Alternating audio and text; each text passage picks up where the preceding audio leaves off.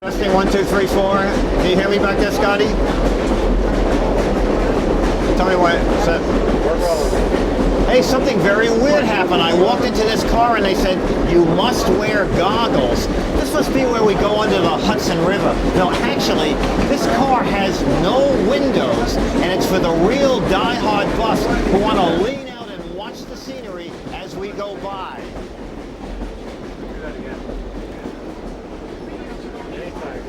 Hey, something really weird happened. I walked into this car and the conductor said, you must wear goggles. This is where we go under the Hudson River. No, actually, this car has no windows.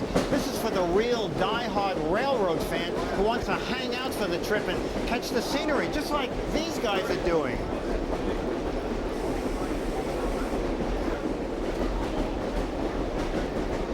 I'm from New Jersey Network. Can I talk to you for a minute? Sure. Okay, why don't you look out the window? Buddy, can I interrupt you for a second? Sure. How many of these trips have you been on? This is my first. Your very first. How did you know to bring goggles, or did you buy them here? I bought them here. Oh, okay. And you plan on going all the way to Port Jarvis? All the way. You got a camera with you? Yep. Getting any good shots? So far. Have you seen the locomotive? Oh, yes. Oh, okay. Oh, Pretty yes. impressive? Yes. Okay, you going to take the next trip if they have one? Yes, we are. Okay, great. Okay. Hey, Jim, I hear you've been on a lot of these trips. Yeah, 100 trips. Oh, wait a second. Right.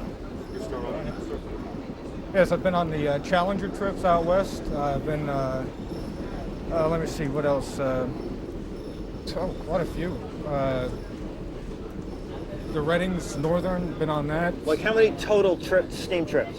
Probably about, around about 10. And 10 trips. you have video of all of them? Yes, I do. Okay, what's the most exciting one you've been on? This one and the Challenger. How do you know this one? We're only at an hour. That's enough for me. I say okay.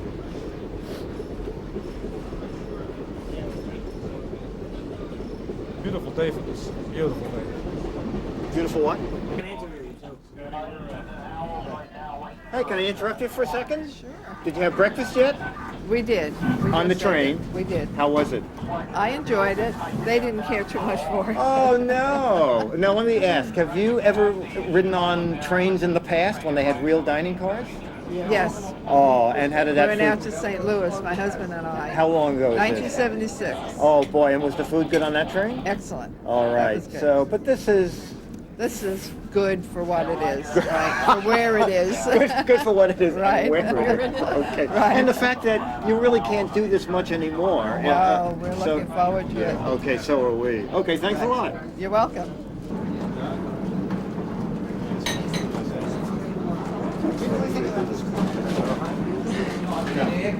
Okay. Peter, it's Peter Coletto. Peter, what do you do for a regular occupation? Actually, I'm the owner. You're the owner of Owner of the car, yeah. of this car? Yeah. And do you make your living renting the car out? Are you kidding? It's a labor of love. A labor of love, Not so- a labor of money. Oh, okay. So you have a regular job, so you can afford to. And Yes. what did it cost to buy? What does it cost to buy a dining car? I don't keep track anymore. You don't keep track because it's too much fun and you're Yeah. losing money and Basically. basically. So tell me how old the car It's is. 1950 for the Santa Fe Railroad. It used to run on the El Capitan between LA and Chicago. What possessed you to buy a dining I'm car? crazy. No, one day you were sitting there going, I need service, I'll just buy this car. Nah. What do you do with it? You keep it in the garage? What do you do with a railroad car? You work on it a lot. Right. No, but I say seriously, where do you keep it? It's usually in Whippany, at the Whippany Railroad Museum. Oh, I've been up to the Railroad Museum. We actually did a shoot up there. So this is on one of those tracks. Right. And can people visit it when it's not in use? On special occasions, we open it to the public. To the public. Okay, I think there was a rail fair there a couple weeks ago when you could walk on through. Well, great. Well, thanks so much for your time, and it was great to see people being able to eat on a moving train again. So don't ever sell this car. And if you do, I'll give you my phone number. Okay. Okay, thanks. There for a second? Huh? Can he shoot out there for a second? He'll give you that window. It's in shadow, though. Oh, it's in the shadow. It's in the shadow.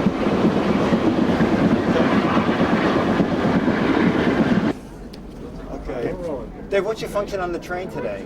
Right now, I'm just a floater. I'm available to help out different places wherever they need me. Like I'm filling in for the fellow right now that sells these cab ride tickets. Oh, how much does it cost to ride in the locomotive? $5 a chance. They'll have 6 lucky winners that will be able to ride in the cab. We'll have a drawing in a few miles, and then when they train up in Port Jervis, those 6 lucky winners will each get a chance in the cab. Oh, okay. During the photo run During by. the photo run bys, Yes. which everybody's looking forward to. Any Yes. idea how many tickets have been sold? I haven't counted them. They're all in the box here. Oh, It looks okay. like there's a few dozen, so people are taking advantage of Oh, it. okay. Oh, I mean, do you know how many people are on the train? On the total? train, 1,000. they tell us. 1,000 people. That's each of the trips. So 6,000. 6,000 fans, people have come out to ride this. and hundreds are lining the. Hundreds all along the right of way. The towns we've gone through, I noticed people in my own hometown had come out to watch it go through in Hohokus. So this holds bodes it's a- well for trips in the future. We think so. As long as we do a good job today and everybody cooperates and enjoys themselves, we think it'll be a good opportunity to do more of this in the Northeast in the future. Great. Thanks so much. Okay. That's good.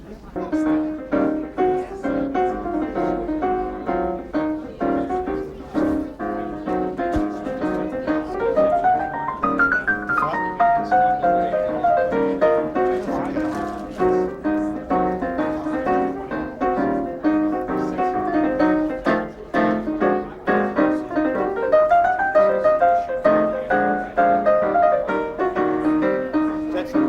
Where did the lady go? We don't have any women. Yeah.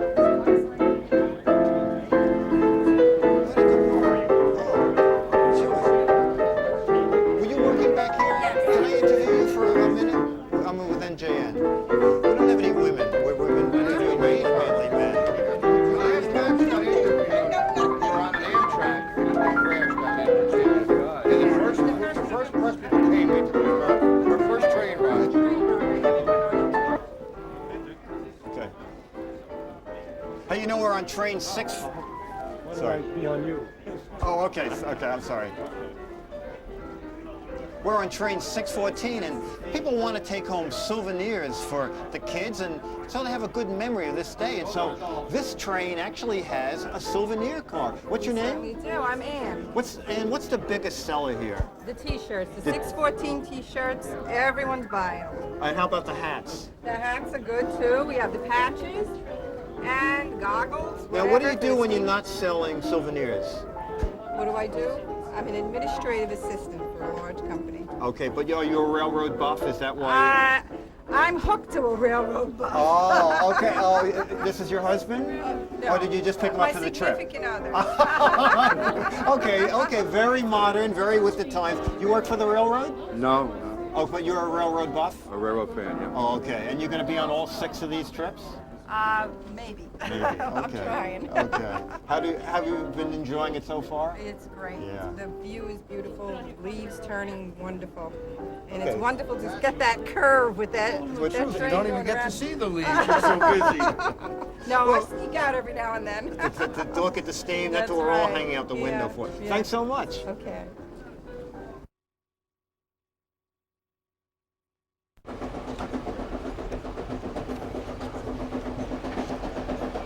Peter, I work for NJN, but I have another career too. Man. I'm the head writer at Mad Magazine. Where'd the camera crew go? God, okay.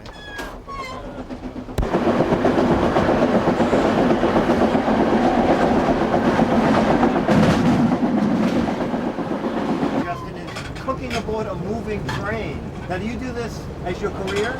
Yes, I do. For 25 years I've been cooking. I started with Pennsylvania Railroad and I moved up through Amtrak and I work for Peter on my days off. Oh, great. So you still work for Amtrak and you're still a chef? Yes, I do. Do you ever, there's such a thing as sea legs. Do you have train legs? You know, what you do on here when you're working, you act like Aretha Franklin, you just rock steady. Well, the food looks great. We're going to come back later and eat. So we'll get to taste what you're making here now. Great, it's French toast. It's a pleasure for you to join us for breakfast. I will. Thanks so much and keep up the good work. You're welcome. Nice hat.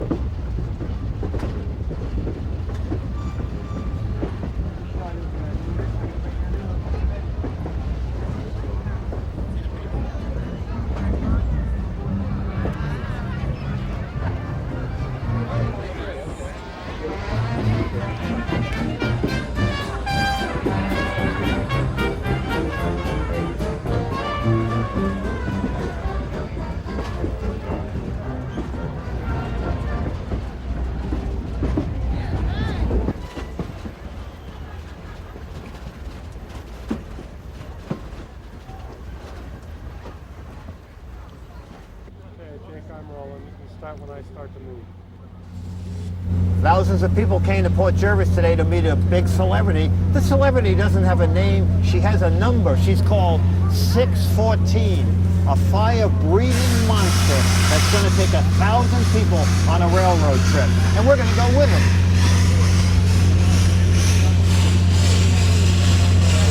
Yep, no, absolutely. A fire, oh, I'm sorry, I thought that wrong, right. Yeah, that's right. Thousands of people came to Port Jervis today to meet a very big celebrity. This celebrity doesn't have a name. She has a number. Her number, 614. This great Chesapeake and Ohio steam locomotive. This fire-breathing monster's gonna take 1,000 people on a train trip. Hey, we're going with them. Voiceover. I can do voiceover. Hey, tell me more.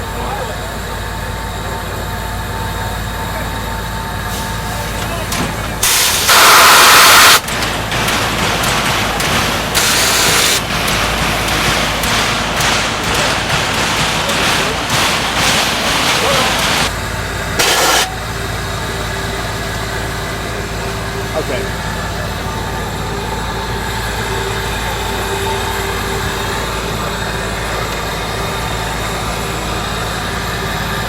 Okay.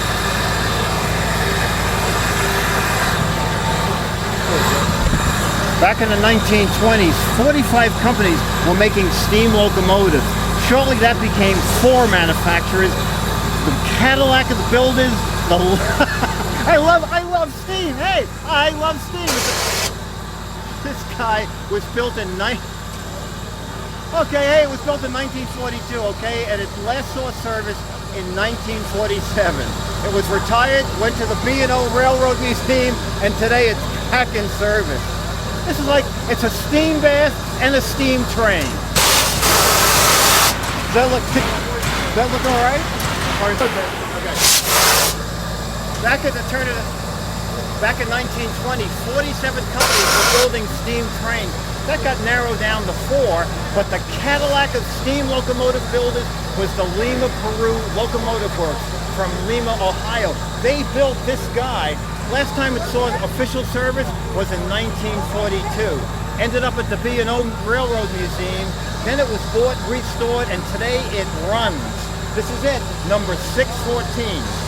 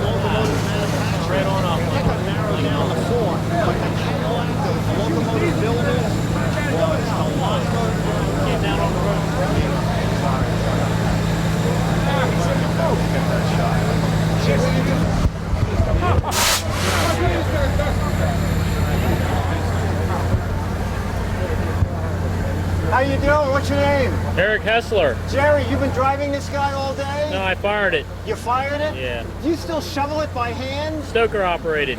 Which means? Automatic. Oh. It's a stoker-driven, steam-driven engine that you have an auger and it puts the coal into the firebox. And how many guys does it take to drive it? 2. 2 of you guys up there? Fireman and an engineer, yep. And what do you do for the rest of the year? Rest of the year, repair it. Oh, so you're with Iron Horse Rambles or Iron Horse Enterprises? I work for the New Hope and Ivyland Railroad that's contracted through Iron Horse Enterprises to operate and maintain this locomotive. Boy, do you have any idea how many dollars it costs like an hour to say operate this guy? It's a good number. It's probably around $100 a mile. $100. Maybe even more now. You don't have a meter up there, right? We just No. Okay. No, that's like your water consumption, fuel consumption, wear and tear on your running gear. Right. Do you feel proud up there? Do you know how many dollars these people would give to be where you are? Oh yeah. Is that a fun thing up there? It's fun, but you know, it's enjoyable. I mean, I don't look at myself any higher than anybody else. Oh, well, in our eyes, Jerry, you're driving a great monument of steam. Right. So keep this thing running for us, will you? We will. Okay, thanks. You're welcome.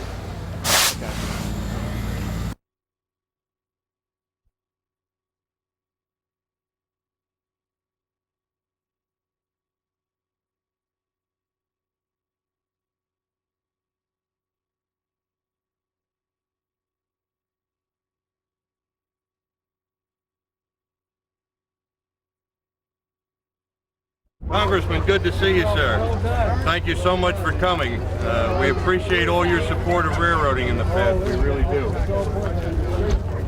Thank you, sir. Yes, really. Congressman, I want you to meet Joseph Meade, Superintendent of New Jersey Transit, Congressman Gilman. Nice to meet you. Sure show. Yes, sir. Yes, sir. I'll speak and leave and go on the engine, and you guys tell me, you cut the ribbon, I don't have to cut the ribbon. All right, then I'll wait and cut the ribbon, then I'll go on the engine and bring it to you. Okay. Great friend of railroading, it's our Congressman Ben Gilman. Ben?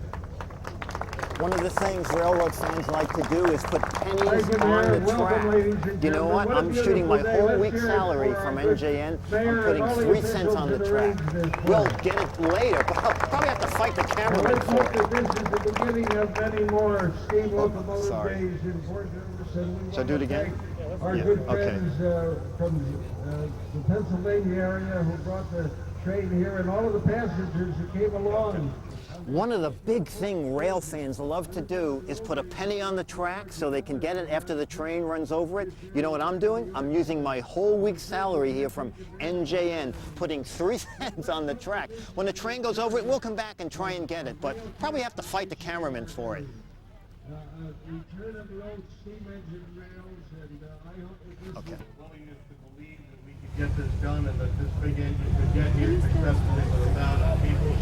And all the other folks on rail, particularly New Jersey Transit and Joe Meade and his team, who have worked many, many, many long hours over and above the call of duty to make today's excursion possible and the 5 that will come behind it. And we too hope that we do a good enough job that New Jersey... 175. Let them cut it. Don't cut it yet. They got to get 1 million pictures here. 1 million pictures. All right, on the count of 3. 1, 2, 3.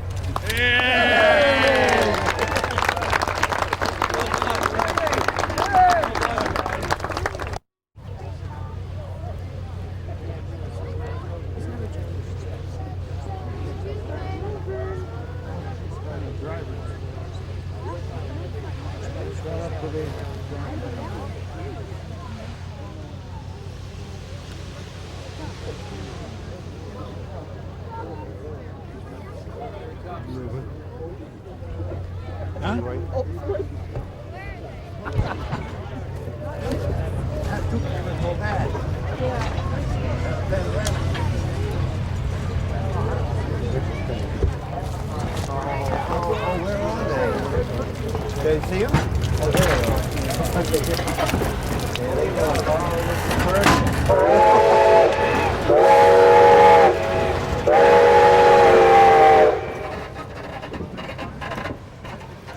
Yeah.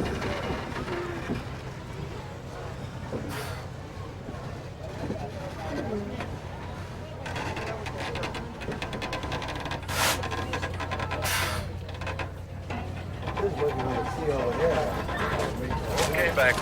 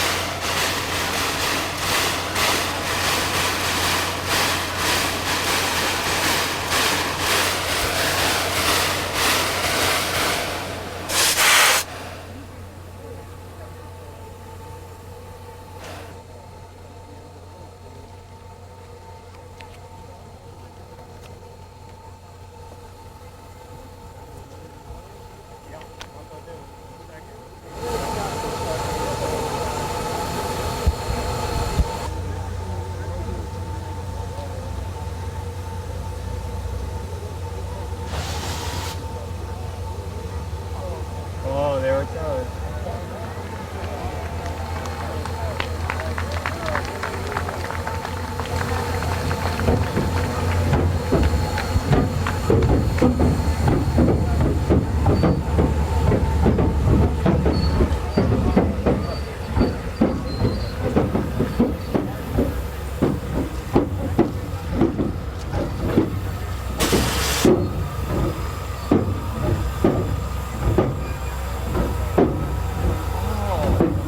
I didn't realize they're using the bulldozer to turn.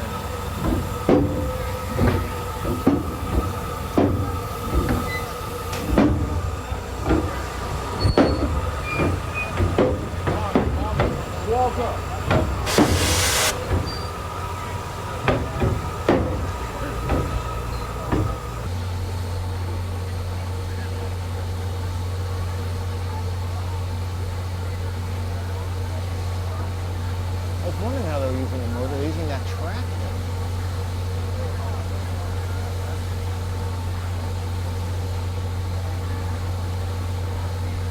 Mike, it could have been up there, Mike. Nice, secure. It's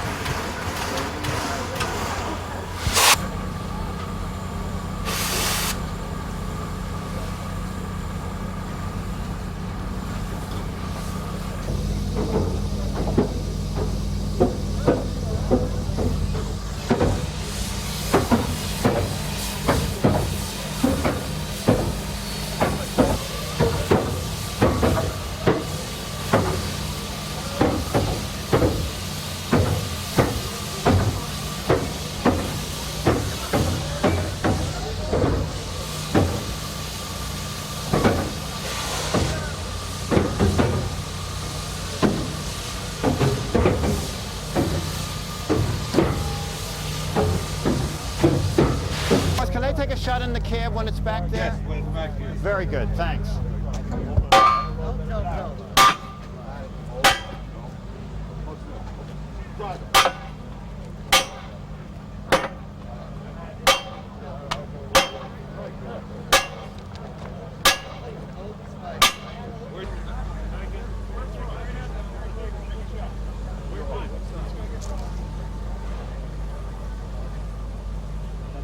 Where's Russ? He walked off. Where's Russ? Hang on just for a second. Larry? Larry.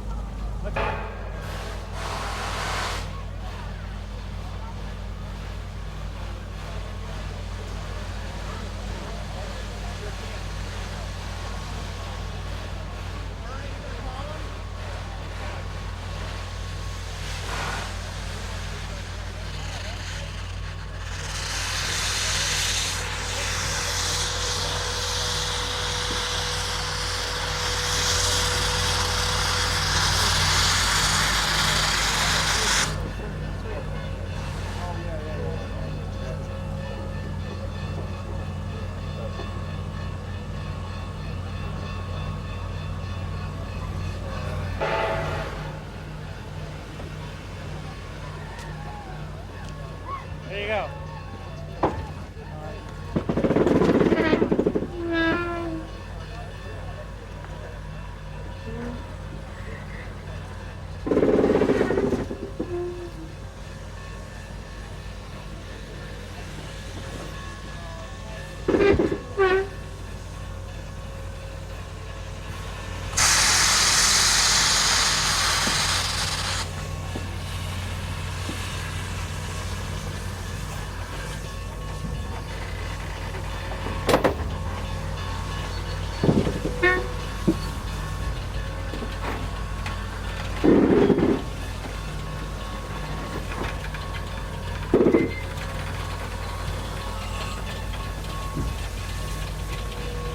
Not have enough room to get fully off. I had to move the car back far. Yeah, they came back too far, I know. No, I had to even keep it farther than where the hoses were. We're going to go to mark. It's fine.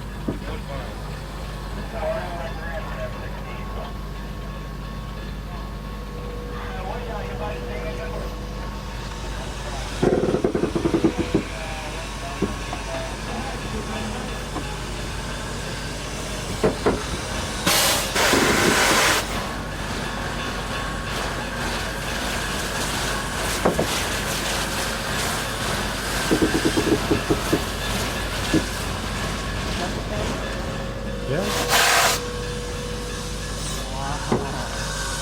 That's a great shot.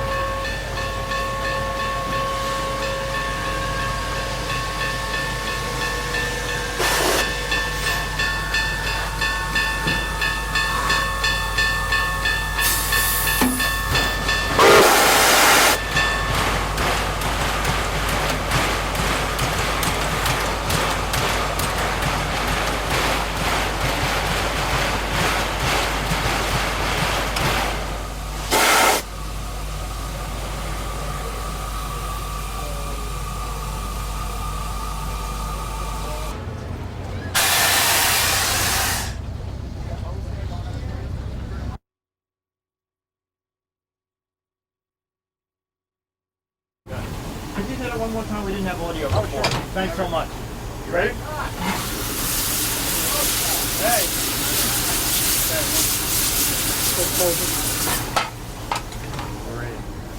You want to do a sound level? You got it? Got a sound level? Ross, first of all, I have to shake your hand. I am a railroad fan. What you are doing today and for the next 6 weekends or 6 times is so great.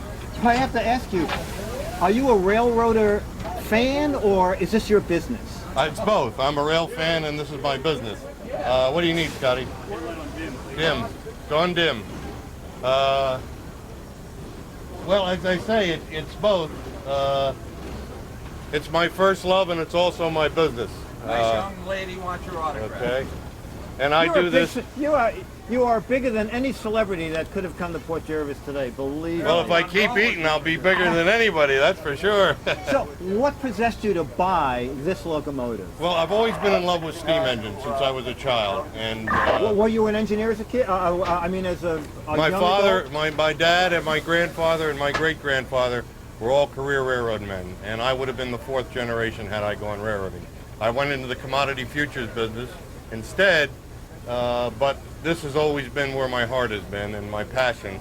And as soon as I made enough money to be able to afford to get my own engine, that's what I did. How do you get your own? I mean, you go to a museum and you pay a lot of money, and then you pay a fortune to have it fixed up so it complies with federal law. And then you pay a bunch of experienced professional railroaders to keep it in first-class shape. And you go out a few hours a year and you run it, and it costs you a fortune. And you're happy as you could be. I know. And you've made thousands of people. Happy. Now, where do you keep the locomotive? Oh, right. The locomotive now stays in New Hope, Pennsylvania. Is it on display there? Or? It's on display in New Hope, Pennsylvania during the year when we're not running. And that's its home. And we're going to run 5 more trips to Port Jervis thanks to New Jersey Transit. And it's important to say that New Jersey Transit, none of this would be possible without New Jersey Transit, which is the most progressive, aggressive public transit agency in America and was voted, as you know, by its peer transit agencies the best in the country, and deservedly so. New Jersey Transit has been outstanding in their support for this because they believe that it's healthy to nurture people's interest in railroading through the steam engine, to impress upon them the importance of good public transportation for the future growth of the state. And Governor Whitman and Commissioner of Transportation Wilson and Shirley DeLibero of New Jersey Transit have all been very supportive of Alex DeCroce and our Railroad Commission in creating this new Heritage Center so that we can properly showcase the 100 years of railroad history that New Jersey has. Boy, are you impressed with the turnout? Oh, I love the turnout. Yes. I understand that all the trips have been sold out. Yes, all the trips have been sold out. We have a long waiting list for all the trips. So this bodes well for the future. Trips. Yes, it does, absolutely. Okay. And we hope to get invited back. Oh, thank you so much. Thank you. I'm thrilled to meet you. Thank you for your compliments. Thank you. At the signal tower? At the black tower? Yes. Okay. This looks like his speed. Yeah. Oh, it's going to be great. Just do it. Okay, yeah, just so we have it, yeah. Hey, you know what, my mic is on? Yes. I'll just say it, okay? when it hits the tower. Just the tower. This is great.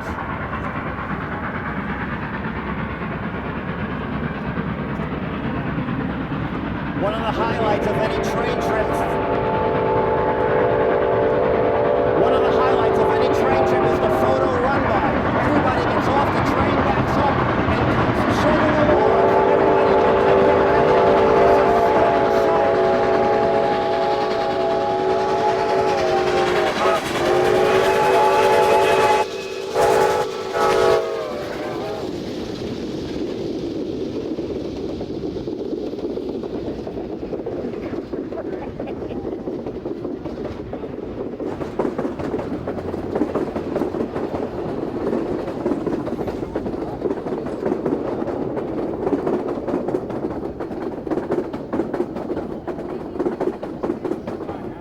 That's great. What a great shot. I got to do it at least one more time because I need some stills. Whoop.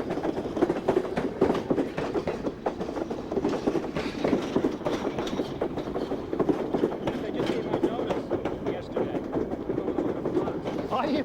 They have raided everybody.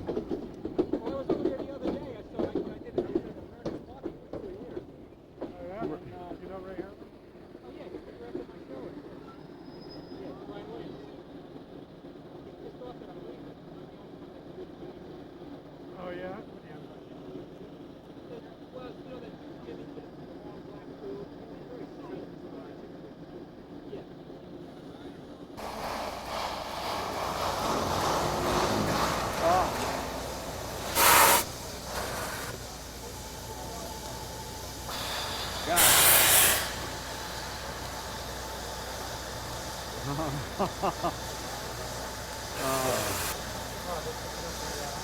The other winners.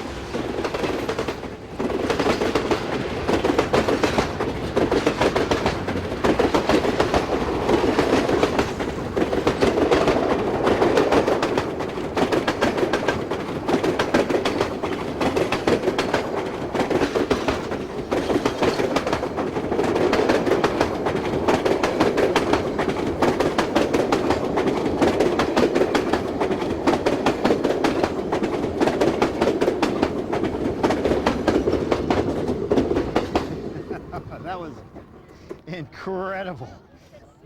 Incredible.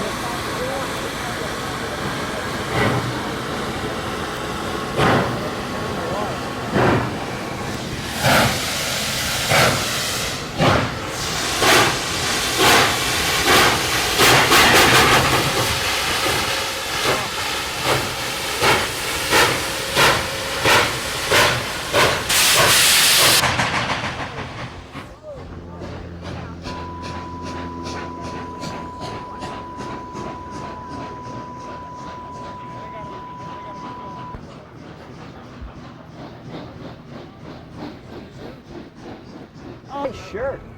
Yeah. Give us a little grin, a little smile. You guys like the trains? Hey guys. You guys like that train? Yeah? In a short period of time, you might want to think to head where you were when you got off the train, because that's where you can get back on.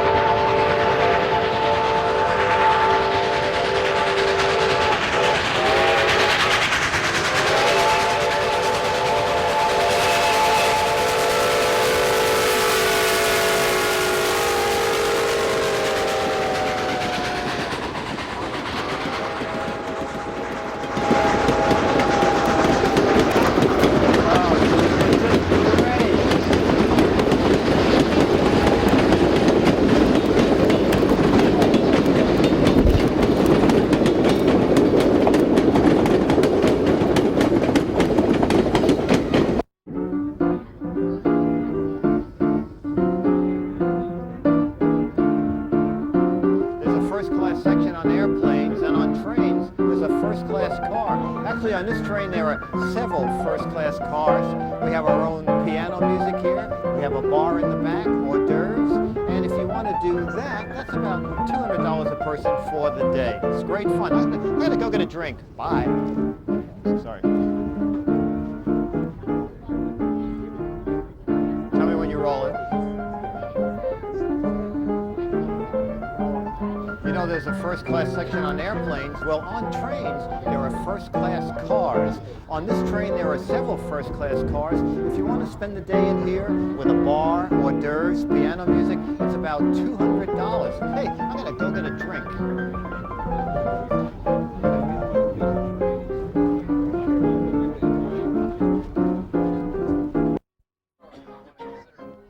Look at all the people.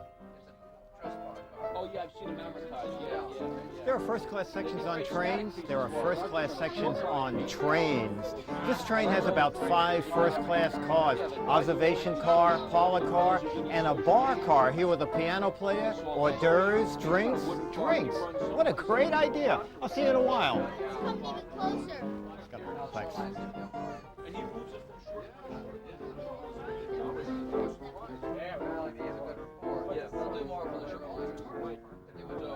It's a steel undercarriage, wooden frame, wooden body, steel sheets. I guess they figured Oh, okay. You get that, or we need a cover, or? Let's do one more, just in case. Okay. Oh, right. You know what? I'm going to ask if this woman could come up to me with the tray at the end of the thing. Okay. Oh, okay.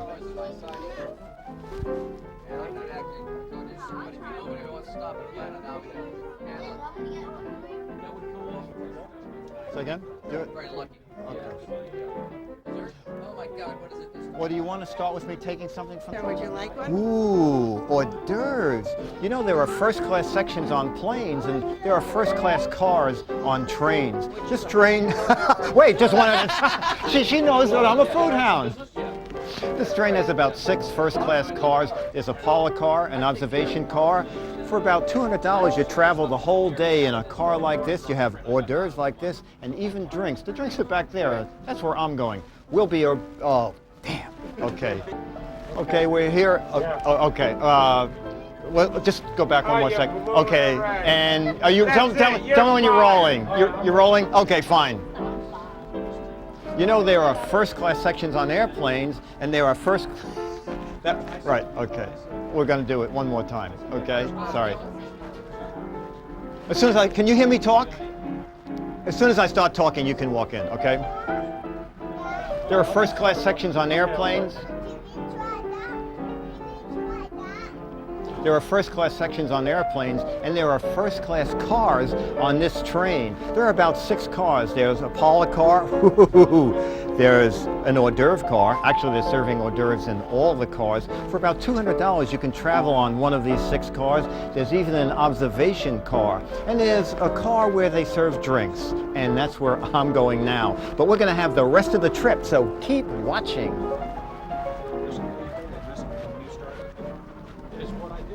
Is that going to work? Where's our audio guy? Sorry, just having a few hors d'oeuvres. You know, there are first class sections on airplanes, and there are first class cars on trains. This train today has 7 first class cars. There's a parlor car, there's an observation car, but every car they have hors d'oeuvres. It's about $200 for the day if you want to travel in one of these cars. And this one dates back to 1948. This is a very unique car because it has its own piano music.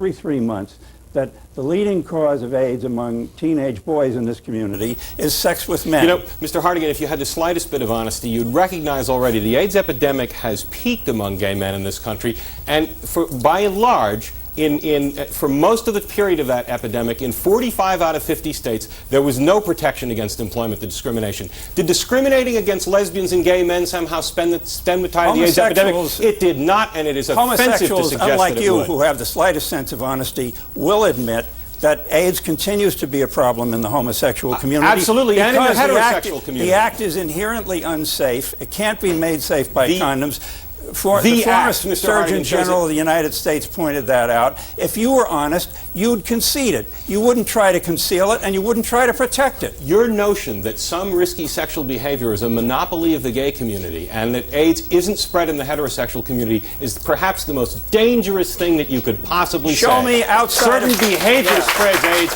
not certain people. The most dangerous thing, Mr. Coles, is for people to pretend that IV drug abuse and sodomy are not moral and public health equivalents.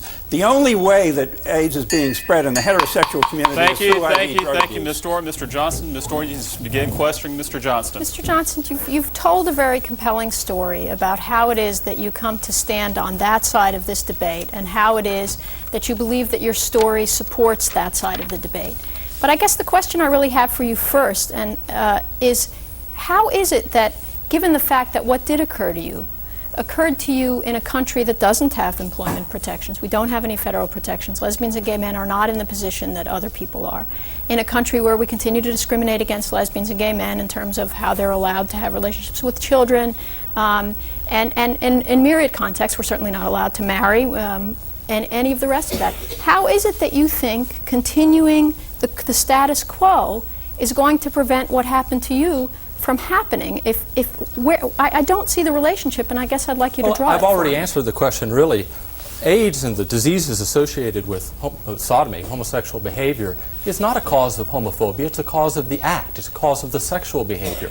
If you look in San Francisco, for instance, which is certainly, I think most would agree, you must agree, that at least in this country is the most accepting place there is for quote-unquote homosexual relationships. Answer me this: has the disease rate gone up or down in young homosexual men? Has promiscuity gone up or down in San Francisco? I know that it's gone up, and actually you get a chance, and I'd actually love to have that debate, so save that for the time when you get a chance to ask me questions. I'm going to finish answering the question. What you have told me, and the concept you're putting forward, to make any sort of a connection between the idea by passing these laws somehow that's going to help people, that it's going to keep the disease rate down. I'm telling you that in San Francisco, where homosexuality is widely accepted, where there are protections, where they have quasi-marriage ceremonies, the disease rate is going up. The fallacy in what you're saying is that you characterize me as saying that the reason for these laws is to affect the disease rate in any way. Now, you asked me how non-discrimination laws would impact that. Now you have to let me finish. What I'm saying to you is I do think that these laws have some impact on the spread of AIDS, because I do think that if children and especially young people who are testing with their sexuality are allowed to have more information, they're less likely to engage in self-destructive behavior. However, your characterization of this side as pushing these laws as having anything whatsoever to do with AIDS is a complete fallacy. Not only does it have something to do with AIDS, but it also has something to do with syphilis. Because 50% of the cases of syphilis... Now there's a heterosexual disease. Let's talk about syphilis. Okay, let's reverse roles. Mr. Johnston, you can now question. Let me ask you something. How much of the percentage of syphilis in this country is directly related to homosexual behavior? According to the CDC. Fairly much the full extent of syphilis in this country is related to sexual behavior.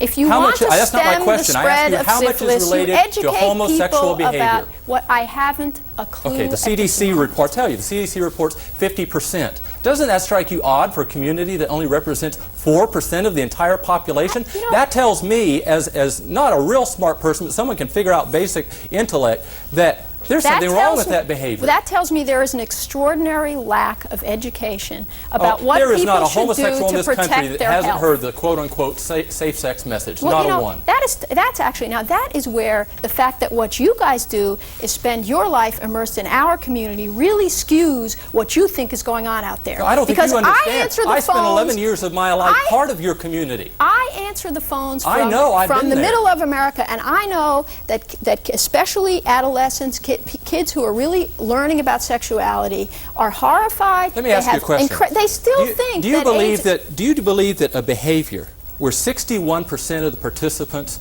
are positive for hepatitis B, including what we've already mentioned about syphilis, including that 81% of AIDS cases in this country are directly attributable to homosexual, bisexual sex, and drug use. Do you believe a behavior that all those things are true about ought to be taught as healthy in the school? What percentage? Answer the question, please. What percent? Do you believe that a behavior that is responsible for that kind of disease rate ought to be taught as a good thing to children in the school, despite the fact that parents don't want it taught to their children? I don't believe that sex education should teach that any behavior is a good or bad thing. I think sex education should teach children about the range of sexual behavior that is out there, what they need to know to protect their health from a wide range of disease. So bestiality is okay? I didn't say that. You said all sexual behavior, did you not? I don't think most parents want their children taught that bestiality is okay. I mean, you obviously believe in pansexuality. That includes a whole broad range of things that people think are abominable. I believe that you do this because you can't accept the basic premise that people grow up and as science I don't has shown, think that you can you will accept that not let me homosexuals finish. can change. That's your problem. I and if accept homosexuals that can change, some you have a legal homosexuals can problem. change, Mr. some Glass, that's good. Thank heterosexuals you. can Thank you, change. Mr. Glasser. We need a quick remark from you. Closing statement, please. We are being asked to accept the astounding proposition that because people get AIDS, the answer to that problem is not to give them condoms, but to fire them from their jobs.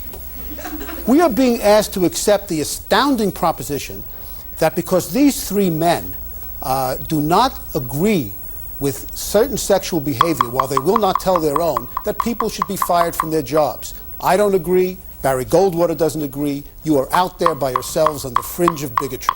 Thank you, Mr. Glasser. Mr. Knight, quick closing remark, please. Everything these folks say would be true about discrimination, except that homosexuality is not like skin color. The genetic studies that you read about in the media have been done by gay activist scientists. They've been blown away by serious scientists. There is no evidence that it's genetic and that you're born that way. There are thousands of people who have come out of the lifestyle, including Mr. Johnston. And he's just living proof that this idea you're born that way and you have to have the same protections that black people have needed because of Jim Crow laws and slavery is just absurd. Thank you, Mr. Knight. Thank you. Okay. Thank you, everyone. Next week, a new debate. 7, 6, 5, 4, 3, 2, 1.